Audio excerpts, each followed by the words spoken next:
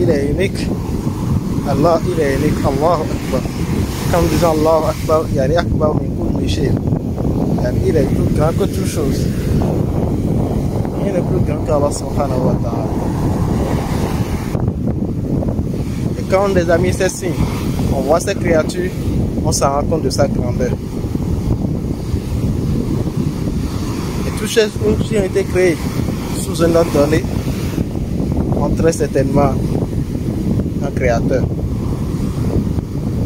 Le hasard ne peut créer ce genre de choses. Le hasard ne crée pas ce qui est harmonieux. Le hasard ne crée pas ce qui a une coordination. Le hasard ne crée pas quelque chose d'aussi fin, rythmé. Non, le hasard ne crée pas cela. Chaque fois que nous voyons quelque chose qui est harmonieux, cela nous montre qu'il y a forcément un créateur.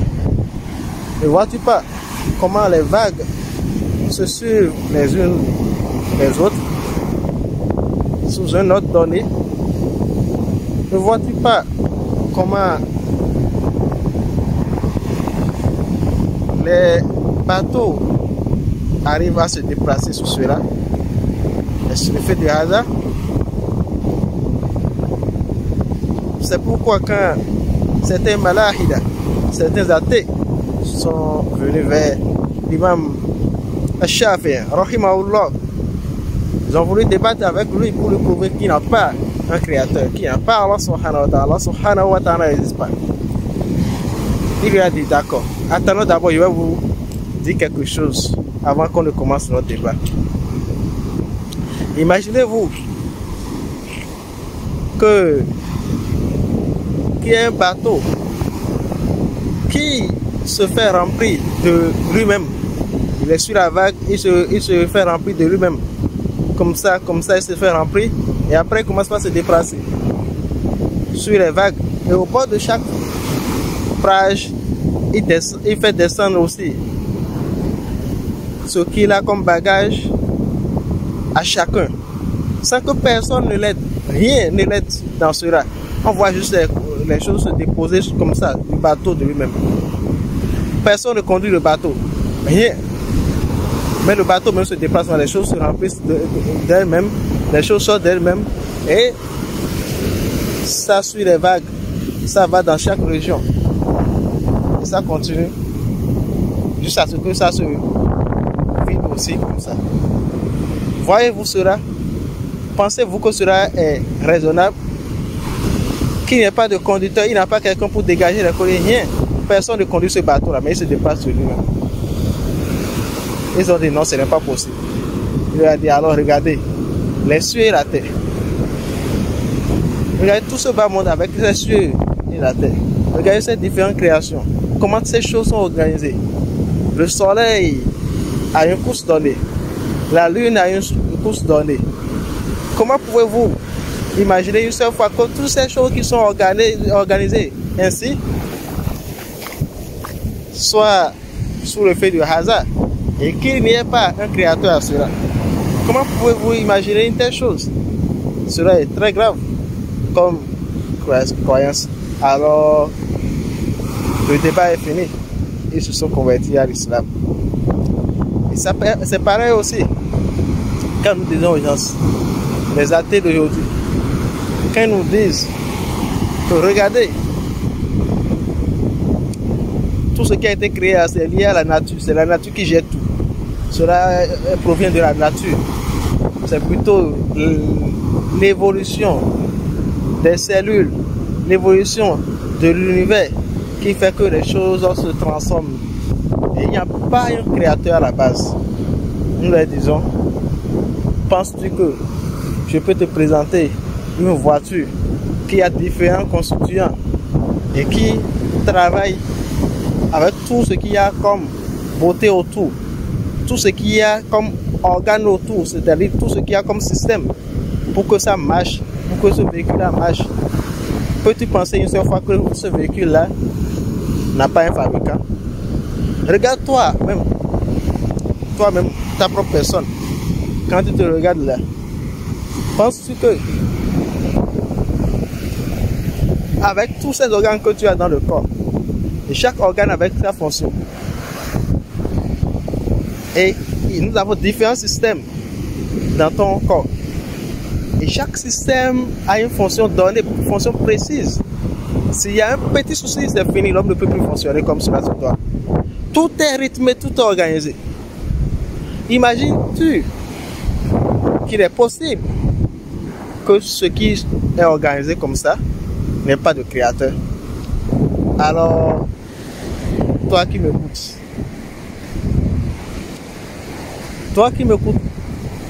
écoute la différence entre le hasard et ce qui n'est pas lié au hasard. On vient de dire ce qui n'est pas lié au hasard. Mais pour comprendre ce qui est lié au hasard, prenons l'exemple d'une bouteille qui tombe de la table. Quand cette bouteille la tombe, elle se fracasse. Elle se fracasse en divers morceaux. Tu verras qu'il n'y a pas d'ordre dans ces choses-là. Ça, c'est le hasard. Pareil aussi, quand il n'y a plus, et dans ta maison, tu vois, tu es revenu du voyage, tu reviens à la maison, tu vois les feuilles dispersées dans la cour en désordre. Là, tu sais que voilà, ça, c'est lié au hasard. C'est lié au hasard puisque c'est le vent qui a éparpillé les feuilles en désordre comme ça. Maintenant, tu reviens d'un voyage et tu vois que les choses ont été déposées. Les bois ont été déposés d'un côté, tout est rangé d'un côté. Les feuilles ont été rangées d'un côté. Toi qui es doué de raison, qui m'écoutes, penses-tu que cela peut être lié au hasard? Tout est déposé dans un sens précis, dans un ordre précis dans ta cour. Tu vas certainement t'interroger. N'y a-t-il pas quelqu'un qui a fait cela? N'y a-t-il pas quelqu'un qui a joué ce rôle-là? Est-ce que cela peut être lié au hasard? Personne ne peut dire cela, sauf celui qui veut s'entêter. C'est pourquoi nous disons raté, comme Allah subhanahu wa ta'ala dit dans le Coran, وَجَحَدُوا بِهَا وَاسْتَيْقَنَتْهَا أَنفُسُهُمْ ظُلُمًا وَعُلُوًّا. Allah subhanahu wa ta'ala dit, et ils ont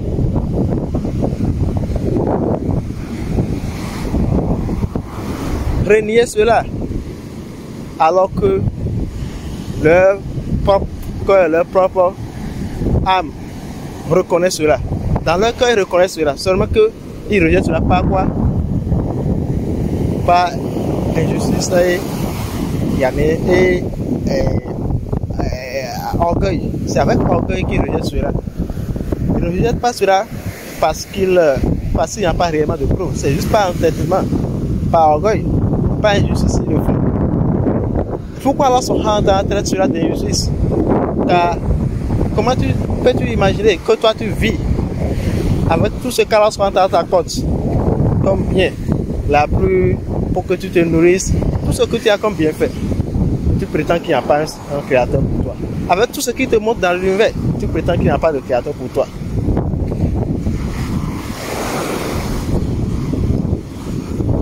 Si tu décides de régner celui-là, alors tu es injuste.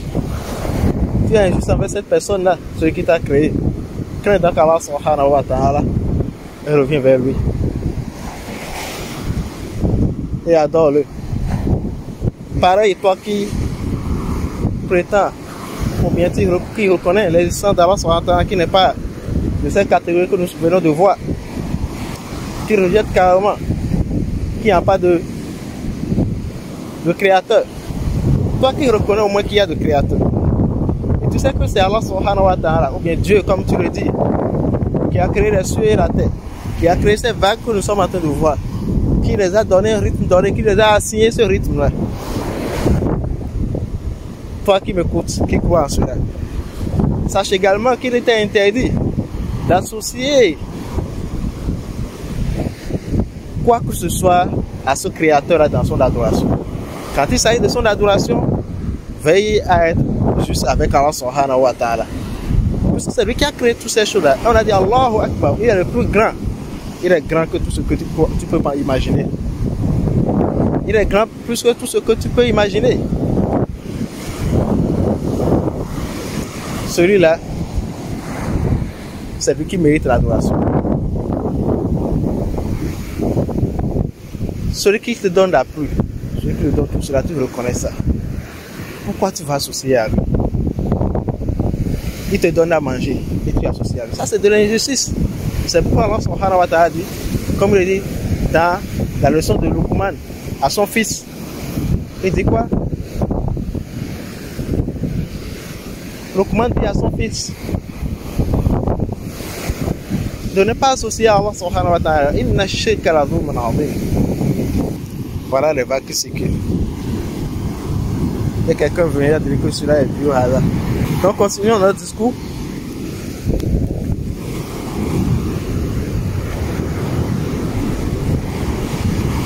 وإذ قال لقمان لابنه وهو يعظه يا بني لا تشرك بالله إن الشرك لظلم عظيم. Et quand Luqman dit à son fils, oh mon fils,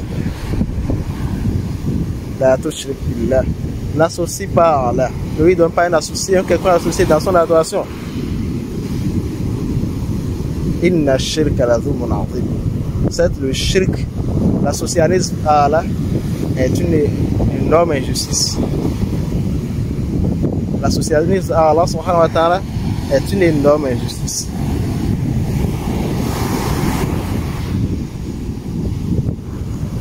Et vous avez compris pourquoi c'est une énorme injustice. Car c'est Allah subhanahu wa ta'ala qui nous a créé tout cela, qui nous a mis ça à notre disposition. Tout ce qu'il a créé, il a mis ça à notre disposition. Comment se fait-il que nous allons adorer un autre que lui? C'est de l'injustice. On doit réserver l'adoration pour celui-là seul.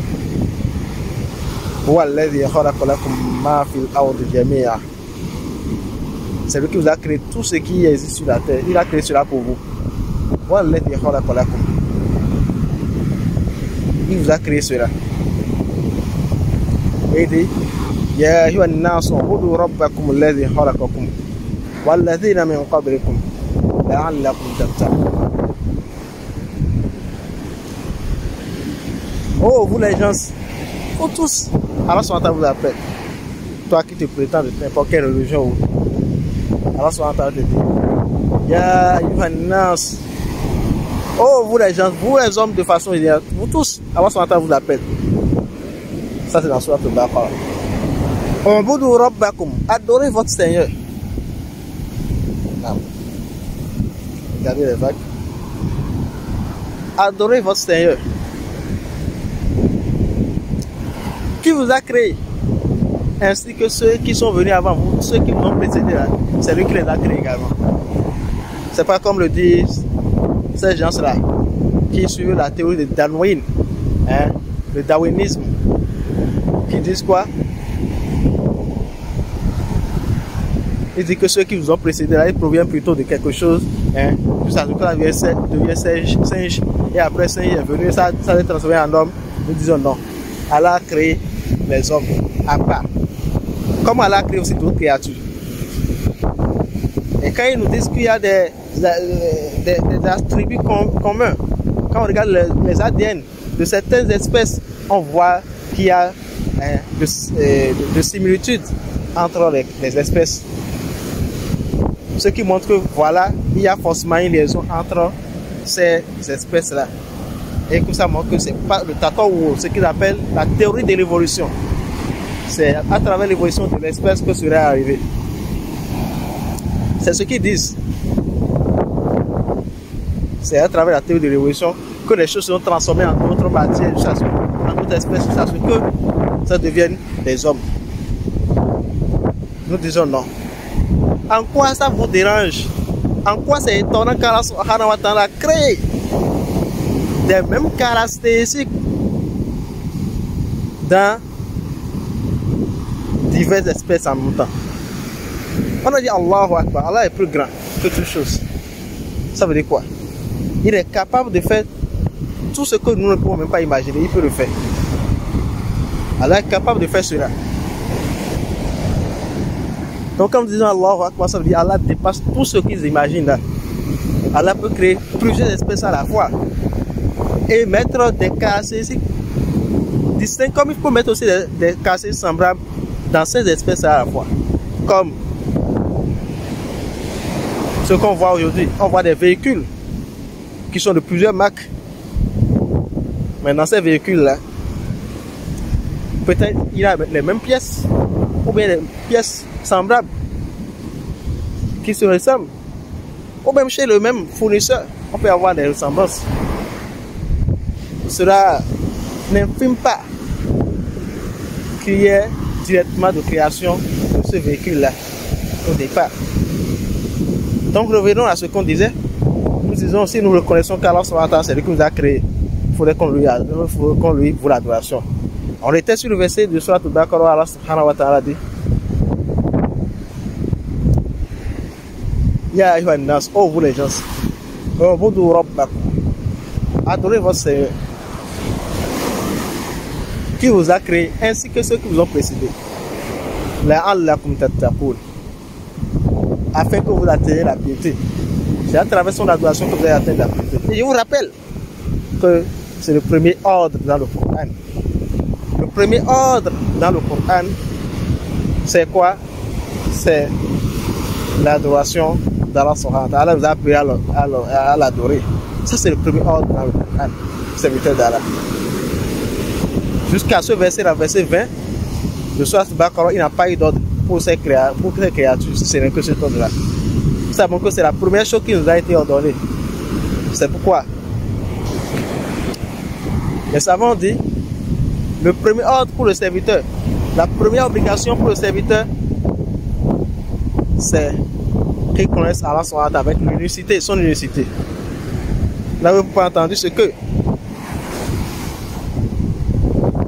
l'imam Hafiz al-Hakami dit dans son poème Awwal wajibin ala al-abidi ma'rifatu rahman lit-tawhid. Il dit la première obligation sur les serviteurs, la connaissance de tout miséricordieux par son unicité. La connaissance de l'unicité d'Allah subhanahu wa ta'ala, c'est ça la première chose. إذ هو من كل الأوامر أعظم إذ هو من كل الأوامر أعظم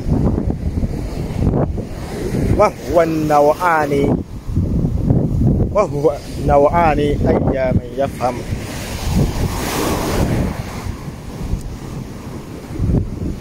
إذ هو من كل الأوامر أعظم.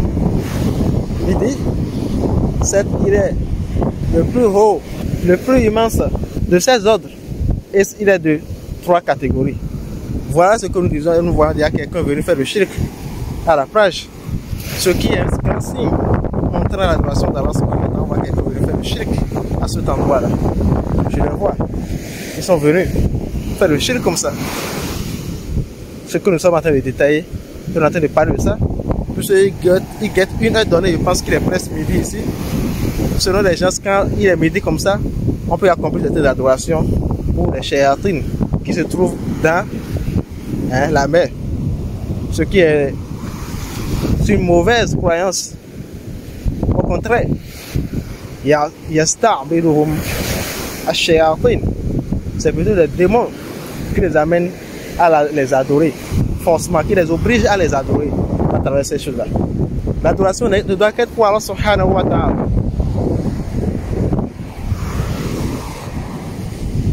Donc disons, le premier ordre dans le Coran, c'est quoi? Le tawhid.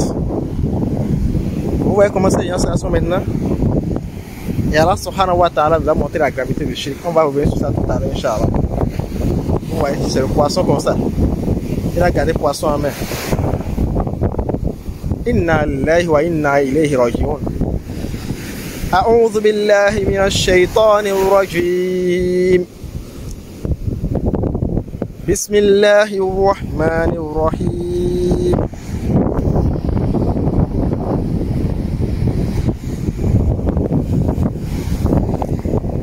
قل أغير الله أبغي ربا وهو سبحان الله. Et il lui parle voit le poisson. Allahu Akbar. Allahu Akbar. C'est étonnant de voir les gens s'égarer à ce point-là. Regardez, regardez, regardez. Allahu Akbar. Allahu Akbar. قل أغير الله أبغي ربا وهو رب كل شيء.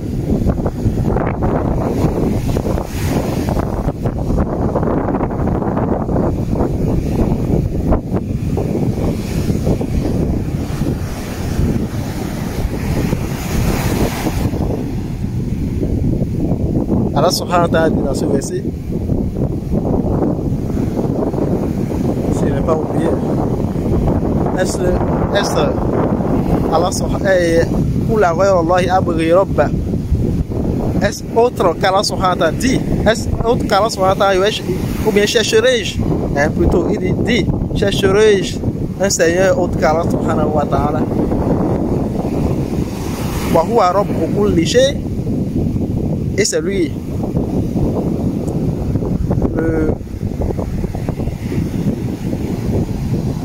c'est toute chose. Regardez, le poisson est encore là. Le poisson est encore dans l'eau là. Il a jeté le poisson en partant. Il a parlé au poisson, il a jeté. Regardez celui-là. Allahu Akbar. Allahu Akbar. Inna lillahi wa inna ilayhi raji'un. Bismillahirrahmanirrahim. الله لا إله إلا هو الحي القيوم لا تأخذه سنة ولا نوم له ما في السماوات وما في الأرض. Oui, les gens viennent à l'heure là, comme il est midi, ils ont des croyances données à propos de ces choses-là. On n'a pas fini d'expliquer notre verset tout à l'heure. Subhanallah. Je me perds, vu que les gens sont venus après, ils font du shirk encore. Allah.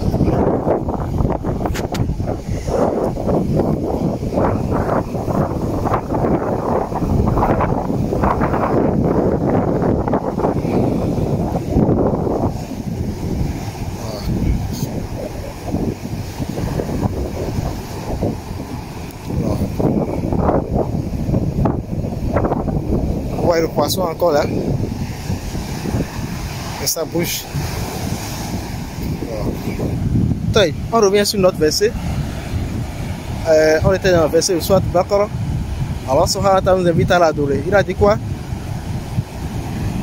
Ya ayyuhan nas ubudu rabbakum alladhi khalaqakum walladhina min qablikum la'allakum tattaqun.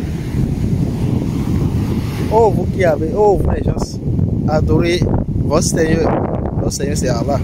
Adorez votre Seigneur qui vous a créé ainsi que ceux qui vous ont précédé, afin que vous atteignez la piété.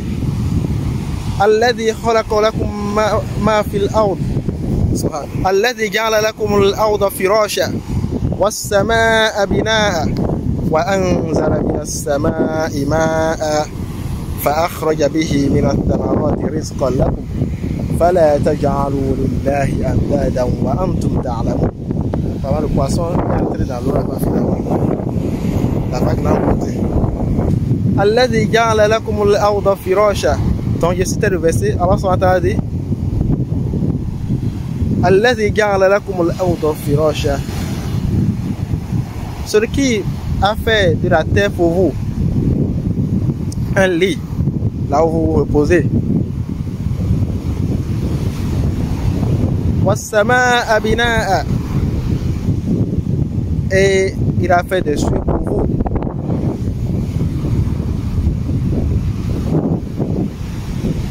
Un toit.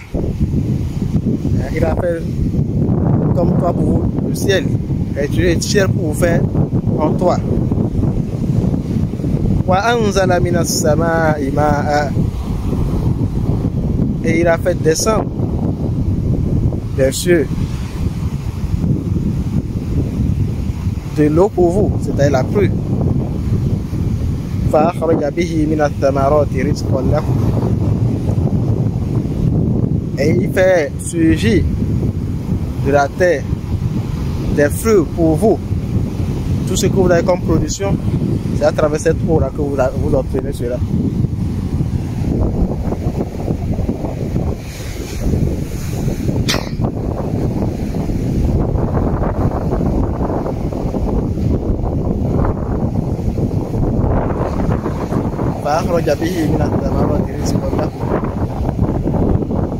Il fait surgir un risque pour vous à travers cette voie-là.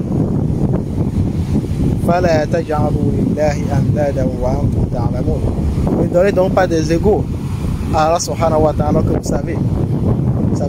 Vous savez tout ce qu'on vient de dire là. Pourtant vous lui donnez des associés. Vous lui donnez des égaux.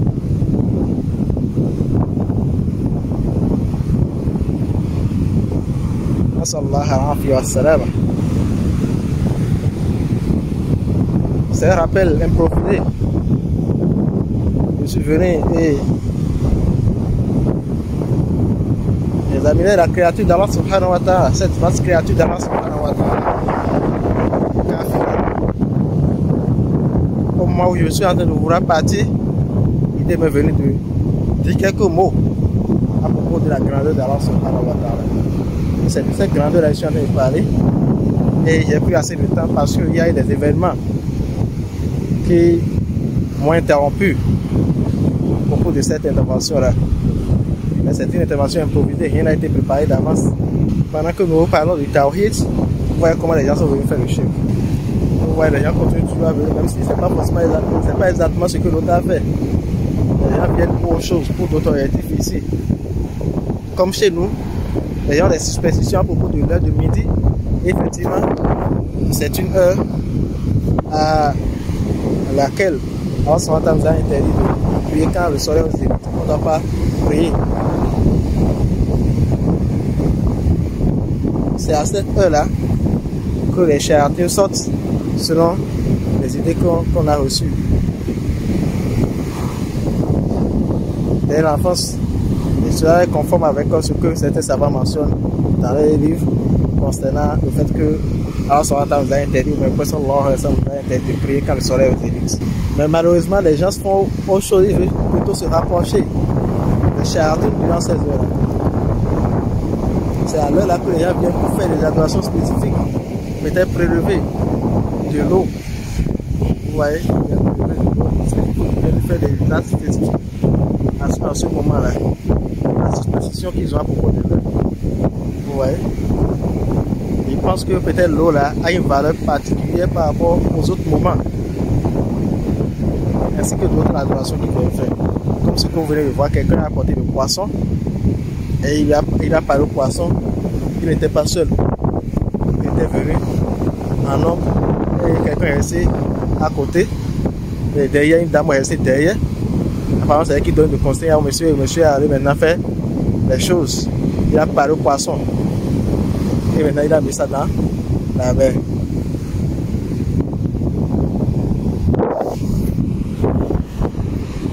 Alhamdulillah alladhi hadana lit-tawhid.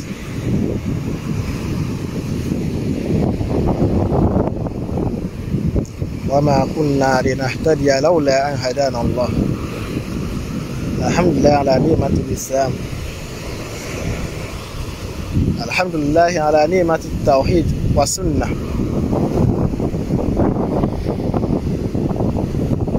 بينما نحن نتكلم عن ملك الله سبحانه وتعالى وعلى خلقه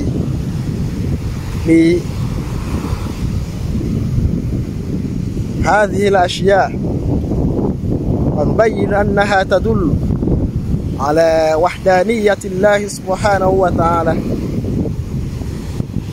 وجدنا من يأتي إلى هذا الخلق فيشرك عنده ويظن أن في ذلك منفعة له، ويشرك حتى يأتي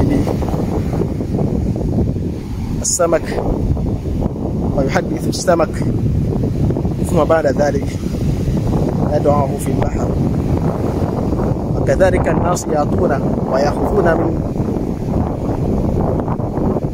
ماء هذا البحر ظانين أن في ذلك الوقت أو في هذا الوقت الذي نحن فيه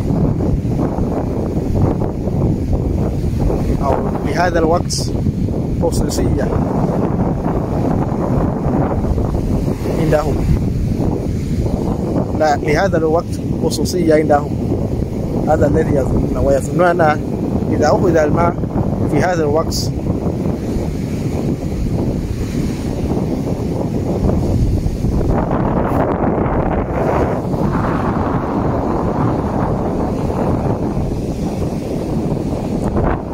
له منفعة لهم. الناس يأتون للشرك، أنواع الشرك، منهم من يأتي للشرك الأكبر، ومنهم من يأتي للشرك الأصغر وغير ذلك. الحمد لله على نعمة الإسلام والسنة.